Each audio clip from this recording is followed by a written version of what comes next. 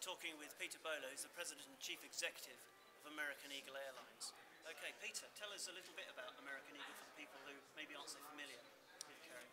Well, we're a large regional airline. We have approximately 250 regional aircraft in service, and we serve 162 destinations throughout the Caribbean, mainland U.S., Canada, and Mexico.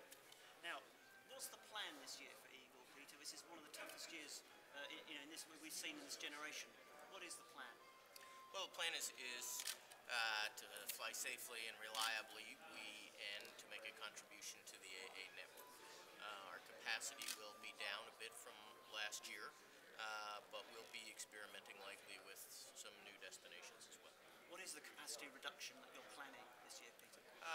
It's in the 6 to 8% range. Okay. And let's talk a little bit about the future. Growth. When is that going to happen? When is that going to start again, or is that just too far out to look at the moment? I think that will depend on what's the underlying dynamics in the economy, what happens to demand over these next few months, and ultimately what role American wants us to play in their network. Well, it's a big role, we know that. Clearly at the moment there's a lot of pressure on airlines on costs. We're here at an airport airline meeting. How are airports responding to the crisis, as it were, as far as you're concerned as an airline? I mean, are they doing enough to help you, whether it's financially or in other ways? Well, we have wonderful relationships with the airports we serve, and I think many of them are doing just the right thing, reducing costs, trying to not simply ratchet up costs as their traffic declines. Some could do more, some are doing a terrific job. It is clearly hard in this environment because airports have inherently relatively little flexibility, don't they, in the way that they're financed and the way that they operate? Well, I think they have more flexibility than they think they have in many cases. As my co-presenter today indicated, there are capital reserves in place at many airports that can be used to offset volume reductions to keep the cost per boarded customer at a reasonable level. Now, that co-presenter was Bob Montgomery of Southwest, who will be interviewing shortly, so look out for that one as well. I'm going to ask Peter one more question about American Eagle in terms of its future and strategy. There was the plan to sell off the carrier, to hive off the airline last year. Just tell us where we're at that. I take it I understand it's put off for the moment.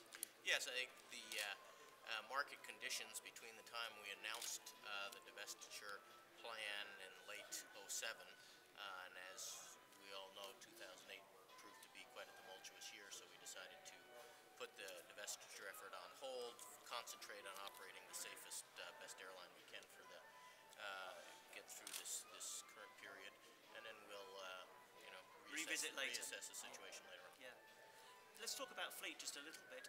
What's the future for the 50-seat regional jet in your network? Because, I mean, this is a high-cost aircraft in the current environment, is it not? I mean, or not? Well, I think when fuel prices were extraordinarily high, as they were through a good part of '08, certainly the 50-seater was a less attractive airplane than in prior years. Now, with fuel prices down quite low again, it makes very good sense in a lot of markets, especially in a relatively soft demand environment where you're not filling all the seats on a 70-seat plane anyways. So 50-seater, I think, will be a mainstay of our fleet for some time and makes very good economic sense in lots of markets.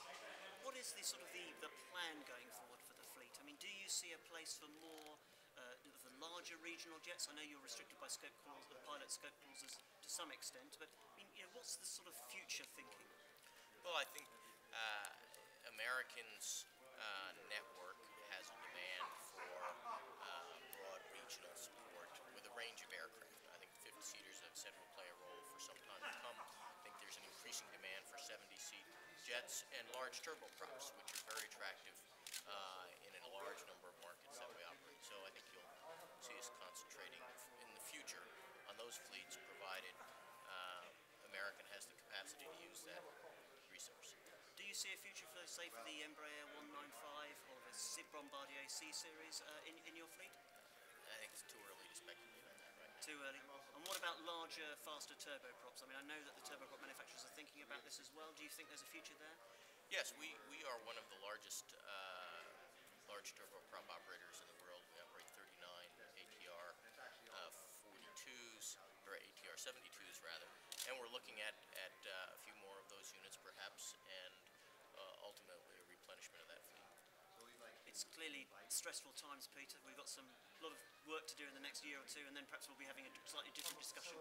But thank you very much for coming with us and speaking with us at Network. We've really appreciated it, and very good luck. Thank you, Mark. My Cheers, pleasure. Peter. Thank you.